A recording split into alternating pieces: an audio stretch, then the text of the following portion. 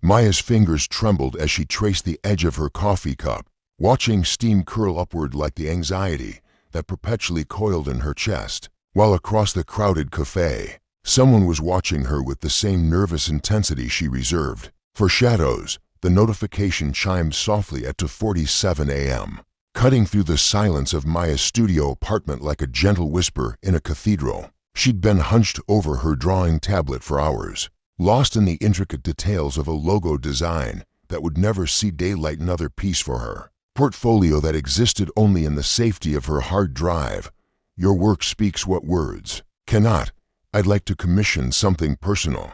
The message was from @silentstorm_design, an account with no profile picture, no portfolio, just a simple bio. Finding beauty in quiet moments. Maya's pulse quickened not from excitement, but from the familiar surge of panic that accompanied any human interaction, even digital ones. Her hands hovered over the keyboard, paralyzed by the weight of potential connection. 3 floors below, in the same building, Daniel Chen stared at his laptop screen, his own hands shaking as he waited for a response. He'd walked past Maya's cafe table countless times during lunch breaks, always finding excuses to linger near her corner of the building's co-working space. She was ethereal in her concentration, completely absorbed in her art, headphones creating an invisible barrier that he both respected and desperately wanted to cross. His panic attacks had started in college, sudden, crushing waves that left him gasping and convinced he was dying. Therapy had helped him understand the triggers, but understanding and conquering were vastly different territories. The irony wasn't lost on him that as a project manager for a tech startup, he spent his days facilitating communication between dozens of people while struggling to say hello to the one person who mattered. Maya finally typed back, "What kind of personal?" The conversation that followed unfolded over weeks like a delicate origami crane, each fold revealing something new. Daniel commissioned a series of illustrations depicting anxiety, not the clinical, textbook version, but the lived experience. Storms trapped in glass bottles, forests where every tree had eyes, a heart with tiny doors, some locked, others barely ajar. How do you know exactly what this feels like? Maya typed one evening, having just finished a piece showing a woman surrounded by transparent walls while the world moved in fast forward beyond her reach. "Because I live it every day," came his reply, followed by a vulnerability that made Maya's breath catch. "Some days I can't even order coffee without my hands shaking, but somehow, talking to you like this, it feels possible." Their messages became lifelines stretched across the digital void. They shared everything: childhood fears, career anxieties, the exhaustion of wearing masks that never quite fit. Daniel told her about the promotion he'd turned down because it required public presentations. Maya confessed about the gallery showing she'd been invited to but couldn't attend because the thought of strangers examining her work made her physically ill. "What if we're just a broken people enabling each other's hiding?" Maya asked one night, the question heavy with self-doubt. "Maybe," Daniel replied. "Or maybe we're the people who understand that healing doesn't always look like the world expects it to. Maybe quiet love is still love." As autumn painted the city in shades of amber and rust, their connection deepened through pixels and Wi-Fi signals. They began leaving each other digital gifts. Maya would design custom emojis that perfectly captured Daniel's mood, while he curated playlists that seemed to soundtrack her emotions. They created a private world where anxiety wasn't a flaw to be fixed, but a shared language that only they could speak fluently. But even as their bonds strengthened, both harbored the same terrifying secret: the growing desire to meet in person, coupled with the paralyzing fear that reality could never measure up to the sanctuary they'd built in the spaces between words.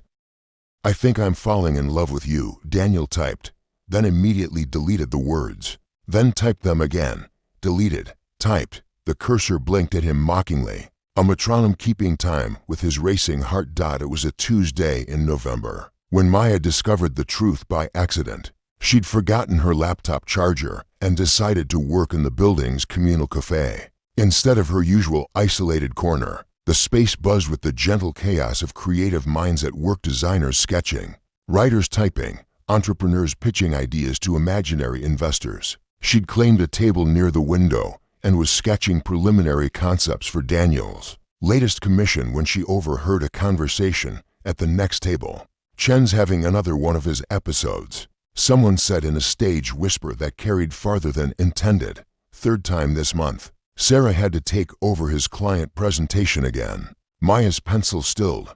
Chen, the name felt familiar, though she couldn't place why. "It's such a shame," another voice replied. "He's brilliant when he's not panicking. Did you see that project management system he designed?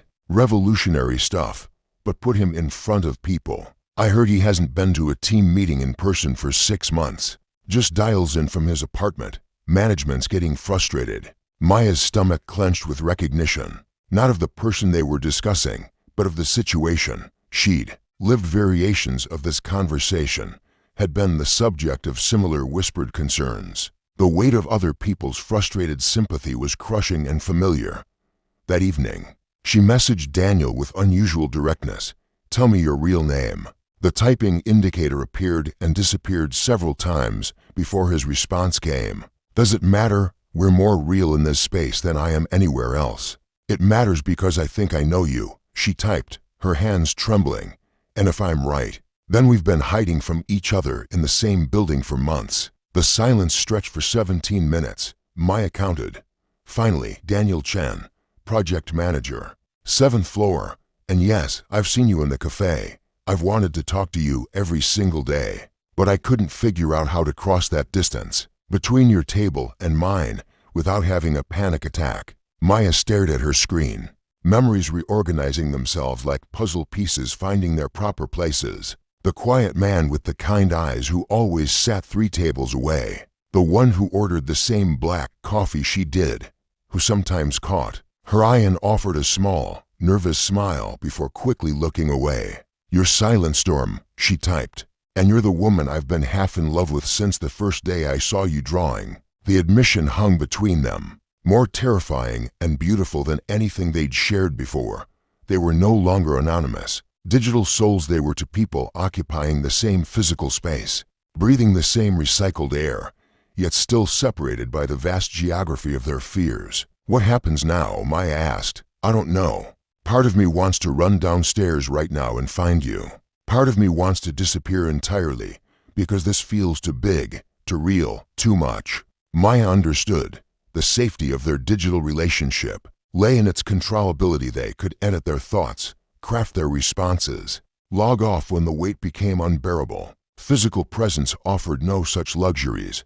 "I'm scared that meeting will ruin this," she confessed. "What if we can't translate what we have here into real space? What if the chemistry only exists in text messages and shared silences? What if—" "It doesn't," Daniel replied. "What if we're stronger together than apart? What if our anxiety has been lying to us about what's possible?" They spent the next week circling the idea of meeting like nervous satellites, drawn by gravity but terrified of collision. Daniel would walk to the elevator that would take him to Maya's floor, then turn back. Maya would pack her laptop to work upstairs near his office, then lose her nerve and retreat to her usual corner. Their digital conversations became charged with new tension, the elephant of proximity, crowding their carefully constructed sanctuary. "I have an idea," Maya typed on a Friday evening. "What if we meet, but on our terms? Controlled exposure therapy, but for connection instead of fear. I'm listening." Sunday morning. The building's empty then. "We meet in the lobby, but we don't have to talk if we don't want to. We just exist in the same space. See if the world ends." The plan was simple, manageable, terrifying. They would test the waters of physical presence without the pressure of performance, without the weight of expectations beyond simply showing up. "And if I have a panic attack," Daniel asked, "then I'll sit with you through it. I've been there. I know what it looks like.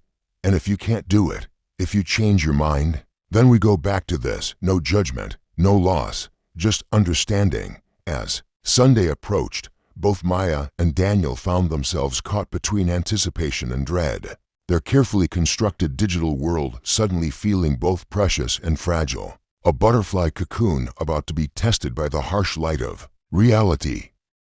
Sunday arrived gray and patient, the kind of morning that whispered rather than shouted. Maya sat on her couch at 9:47 a.m., laptop balanced on her knees, having a conversation that felt like emotional archaeology. "I'm already dressed," she typed, "but I'm not sure my legs remember how to work. I've been pacing my apartment for an hour." Daniel replied, "My neighbor probably thinks I'm practicing for a marathon. What if we're better as pixels? What if we're not?" The lobby of their building at 10 a.m. on a Sunday was a cathedral of emptiness, all marble, an echoing silence, with dust motes dancing in shafts of weak sunlight. Maya emerged from the elevator first, her sketchbook clutched against her chest like armor. She chose a leather chair facing the entrance and tried to remember how to breathe normally. When the elevator chimed again and Daniel appeared, Maya felt the strangest sensation, like seeing someone from a dream step into waking life. He was exactly as she'd imagined, yet completely different, taller, more solid, with nervous energy radiating from his careful movements. Their eyes met across 20 feet of space. Neither moved.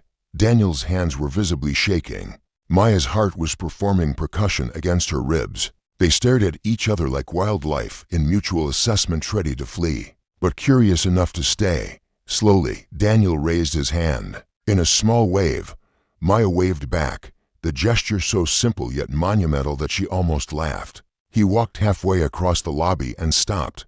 Maya closed her sketchbook and stood, meeting him in the middle, literally and metaphorically.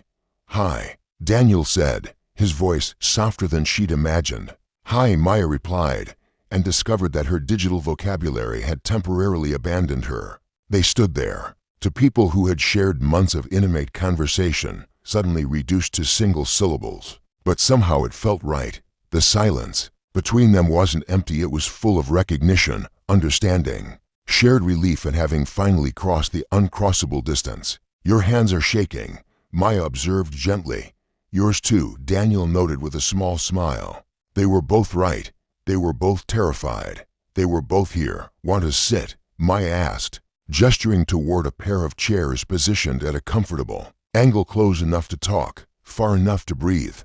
"Yeah, I do." They sat in careful proximity, the physical space between them crackling with months of accumulated digital intimacy. Daniel pulled out his phone, typed something, and Maya's phone chimed. "This is weird but not bad weird," the message read. Maya smiled, her first genuine expression since entering the lobby. She typed back, "I was expecting more awkwardness, less this."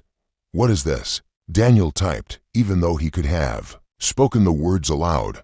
"Relief, maybe, like we're still us, just more present." They spent the next hour communicating through a mixture of text messages, occasional spoken words, and shared silences. When Daniel's breathing became shallow, the telltale sign of an approaching panic attack, Maya didn't flee or offer empty reassurances. She simply moved her chair closer and typed, "I'm right here, count with me." They counted together in messages, 1 through 20, then back down. Maya's presence, real, physical. Understanding became an anchor that helped Daniel find his way back to steady ground.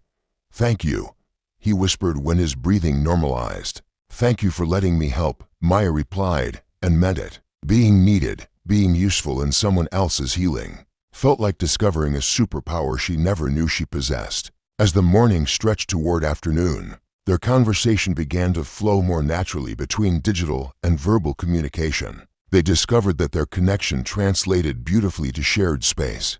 Daniel's quiet intensity complemented Maya's gentle observation, and their mutual understanding of anxiety created a bubble of safety that neither had experienced with another person. "Can I show you something?" Maya asked, opening her sketchbook to a drawing she'd made the night before. It depicted two figures sitting in chairs, space between them, but connected by an invisible thread of light. "That's us, isn't it?" Daniel asked. "That's us," Maya confirmed, "before I even knew we'd be sitting here." Daniel studied the drawing, then looked at Maya with an expression that contained multitudes: wonder, affection, possibility. "I have something too," he said, pulling up his phone to show her a playlist titled Sunday Morning Courage, with songs he'd curated specifically for this moment. They listened together, Maya's earbuds shared between them, their shoulders almost touching, the music creating another layer of intimacy in their carefully constructed space. When the playlist ended, they sat in comfortable silence, processing the magnitude of what they'd accomplished. They had met. They had survived. More than that, they had thrived. Where do we go from here? Maya asked, the question carrying the weight of both possibility and uncertainty. Slowly, Daniel answered, carefully, together, if you want to. I want to, Maya said, and discovered that she meant it completely.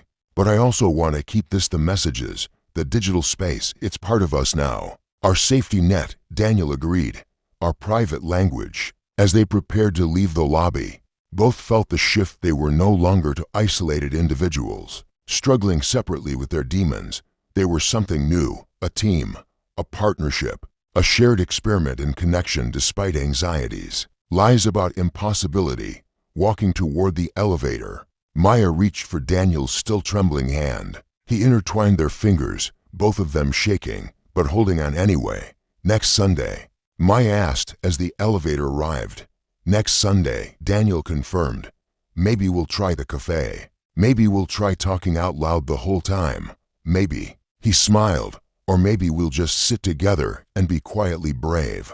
The elevator doors closed on their reflection to people who had found each other by first finding themselves, who had learned that love doesn't always announce itself with grand gestures and perfect confidence. Sometimes it whispers in text messages sent at a.m. Sometimes it grows in the spaces between words, in the understanding that being broken doesn't disqualify you from connection. It just means you speak the same language as someone else who's learning to heal. As Maya returned to her apartment and Daniel to his, both carried the same revolutionary realization. Their anxiety hadn't disappeared, but it no longer had to define the boundaries of their world. They had found something stronger than fear. They had found each other, trembling hands and all. When do people who struggle with anxiety find each other? Is their connection genuine healing or mutual enabling? Can love built on shared brokenness create something whole, or does it require to complete people to form a lasting bond?